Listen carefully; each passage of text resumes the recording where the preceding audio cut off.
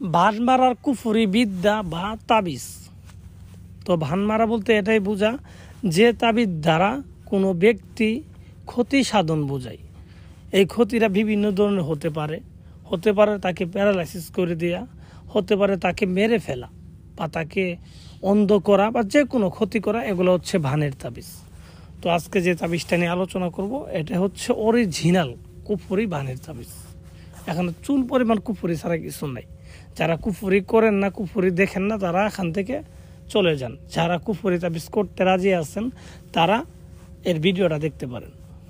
তো ভিউয়ার্স, যারা হাজার হাজার কবিরাজের পিছে ঘুরতে ঘুরতে জীবন যৌবন শেষ করছেন কিন্তু কোনো কাজ হয় নাই, তাদের উদ্দেশ্য করে বলতেছি, আপনারা কোনো কবিরাজ তান্ত্রিকের পিছে ঘুরতে হবে না, আপনি নিজে এই তাবিজটা করেন, আপনি দেখবেন কাজ হবে।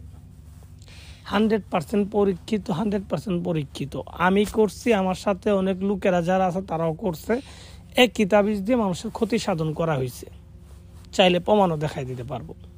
তো ভিউয়ার্স, যারা কোনো শত্রুকে ক্ষতি করতে চান, তো কী ধরনের ক্ষতি, মেরে ফেলতে চান, বুয়া বানাইতে চান, প্যারালাইসিস করতে চান, যেই ক্ষতি করতে চান, তারা এই তাবিজটা ব্যবহার করবেন।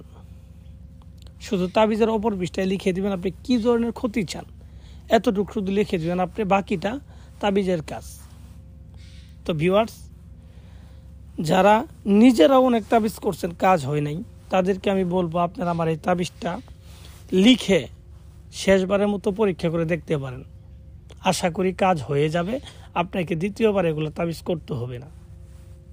তো ভিউয়ার্স, যারা একান্তভাবে বিপদ করে গেছেন তারাই কিন্তু করবেন, কারণ এগুলো মজা ঠাট্টা ফাজলিমি করার জিনিস না।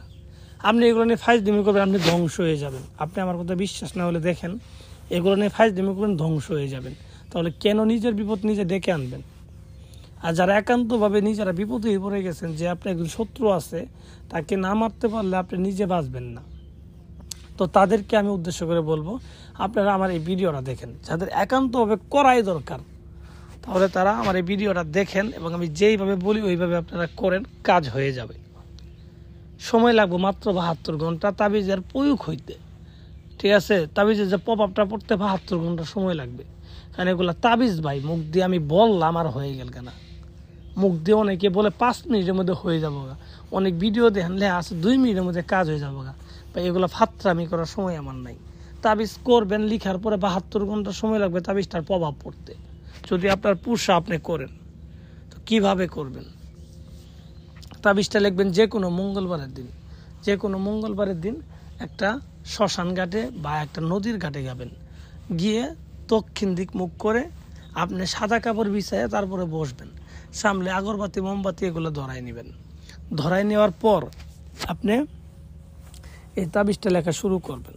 সাদা কাপড়ের উপরে তাবিজটা লিখবেন আপনার লাল রঙের মুরগের রক্ত আর কুমকুম এবং চন্দন, সাদা চন্দন মিশ্রিত করি, তার মধ্যে গোলাপ জল দিয়ে একটা আপনি কালি তৈরি করবেন। দেখবেন কালিটা কেমন হয়। কালিটা আপনি যখন বানাবেন মনে হবে যে যাকে মারবেন সে মরে গেছে। তাবিজটা যখন লিখবেন আপনি, তখনই মনে হবে যে আপনার কাজ হয়ে গেছে। তো ভিউয়ার্স, এগুলো কালি বানায় সাদা কাপড় উপরে 2টা তাবিজ লিখবেন একইভাবে।